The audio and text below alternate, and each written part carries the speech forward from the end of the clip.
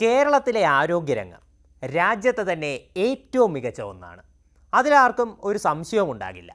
അടുത്തിടെ മാത്രം പൊട്ടിമുളച്ച system error കാരണമുള്ള ചില പിഴവുകൾ ഒഴിച്ചു നിർത്തിയാൽ നമ്മുടെ സംവിധാനങ്ങൾ മാതൃകാപരം തന്നെയാണ്. എന്നാൽ ഇത് ഒരു പ്രത്യേക സർക്കാരിൻ്റെ മാത്രം ക്രെഡിറ്റ് അല്ല.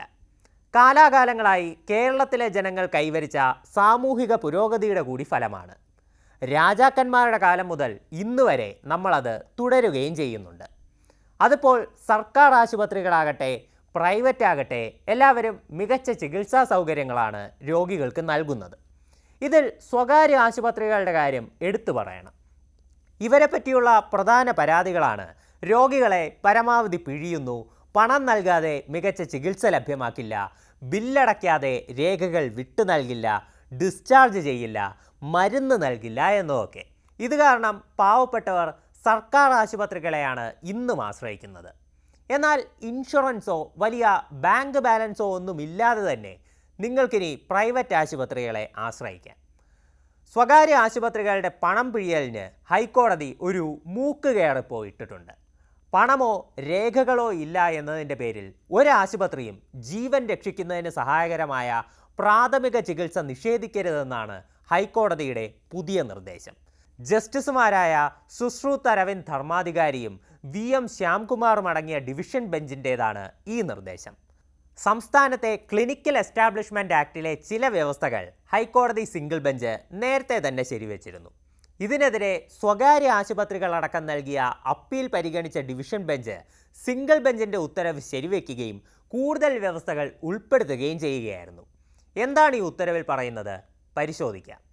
ഒരു രോഗിയെ ഡിസ്ചാർജ് ചെയ്യുമ്പോൾ ഡിസ്ചാർജ് സമ്മറിക്കൊപ്പം ECG, എക്സ്റേ, CT സ്കാൻ ഉൾപ്പെടെ എല്ലാ റിപ്പോർട്ടുകളും രേഖകളും രോഗിക്ക് കൈമാറണം. എല്ലാ ആശുപത്രികളിലും റിസപ്ഷൻ, അഡ്മിഷൻ ഡെസ്ക്, ഔദ്യോഗിക വെബ്സൈറ്റ് എന്നിവയിൽ മലയാളത്തിലും അതോടൊപ്പം ഇംഗ്ലീഷിലും സേവനങ്ങൾ ഉണ്ടായിരിക്കണം. സാധാരണയുള്ള ചികിത്സ, പാക്കേജ് എന്നിവയുടെ അടിസ്ഥാന നിരക്കും ഇതിൽ പ്രദർശിപ്പിക്കണം. ഇതിനോടൊപ്പം അപ്രതീക്ഷിതമായി ഉണ്ടാകുന്ന സങ്കീർണതകൾ, നടപടിക്രമങ്ങൾ എന്നിവ വേർതിരിച്ചുണ്ടാകുമെന്ന് അറിയിക്കുകയും ചെയ്യണമെന്നും കോടതി ഉത്തരവിൽ പറയുന്നുണ്ട്. പ്രധാനപ്പെട്ട സൗകര്യങ്ങൾ, ബെഡ് വിഭാഗങ്ങൾ, ICU, OP എന്നിവയുടെ ലഭ്യത, ലബോറട്ടറി ഉൾപ്പെടെയുള്ള സൗകര്യങ്ങൾ, ആംബുലൻസ്, ആവശ്യമായ മെഡിക്കൽ വിവരങ്ങൾ 72 മണിക്കൂറിനുള്ളിൽ ലഭ്യമാക്കൽ ഉൾപ്പെടെയുള്ള രോഗിയുടെ എല്ലാവിധ അവകാശങ്ങളും ആശുപത്രിയിൽ പ്രദർശിപ്പിക്കണം. പരാതികളുണ്ടെങ്കിൽ നൽകേണ്ടയാളുടെ പേര്, ഫോൺ നമ്പർ, ഇമെയിൽ ID എന്നിവയും ജില്ലാ രജിസ്ട്രിംഗ് അതോറിറ്റി അല്ലെങ്കിൽ DMO ഹെൽപ്പ് ലൈൻ വിശദാംശങ്ങൾ എന്നിവയും ഇതിൽ നൽകണമെന്നും കോടതി ഉത്തരവിൽ പറയുന്നുണ്ട്.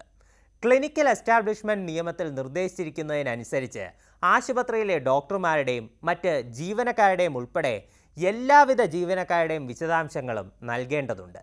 നേരത്തെ ചികിത്സാ നിരക്കും പാക്കേജ് നിരക്കും മലയാളത്തിലും അതോടൊപ്പം ഇംഗ്ലീഷിലും ആശുപത്രികളിലുൾപ്പെടെ എല്ലാവർക്കും കാണാനാകും വിധം പ്രദർശിപ്പിക്കണമെന്നതടക്കമുള്ള ക്ലിനിക്കൽ എസ്റ്റാബ്ലിഷ്മെൻറ്റ് നിയമത്തിലെ ചട്ടങ്ങളും ഹൈക്കോടതി സിംഗിൾ ബെഞ്ച് ശരിവെച്ചിരുന്നു. എന്തായാലും തങ്ങൾക്ക് കൂടുതൽ ലാഭം പിഴിഞ്ഞെടുക്കാൻ സ്വകാര്യ ആശുപത്രികൾ നടത്തിയ നീക്കമായിരുന്നു ഇതെങ്കിലും അത് കൂടുതൽ അനുഗ്രഹമായത് സാധാരണക്കാർക്കാണ്. സിമ്പിളായി പറഞ്ഞാൽ ഉർവശി ശാപം ഉപകാരമായി മാറി.